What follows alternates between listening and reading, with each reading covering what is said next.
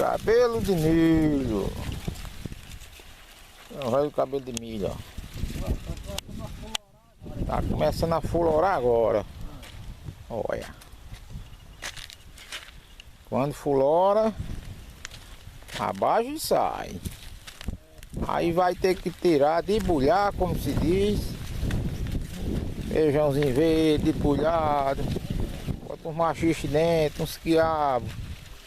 Uns pedacinhos de purê de porco, né?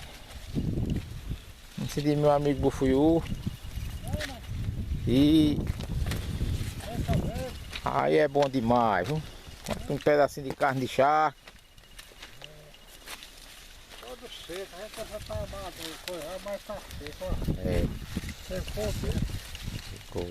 tá vendo, mas ele. Qual foi um ano aqui melhor que teve, que lucrou muito aqui o ano? Olha aquele campo ali todo, Mas foi que ano, se lembra? eu sei que eu achei 2 quilos, foi 3 e ficou ali, aí. Segundo meus levantamentos, parece que foi em 2008, foi? 2008. Foi levar. E lucrou bastante, né? Eu não acreditei, vi a todo mundo pra fazer só mãe. Foi.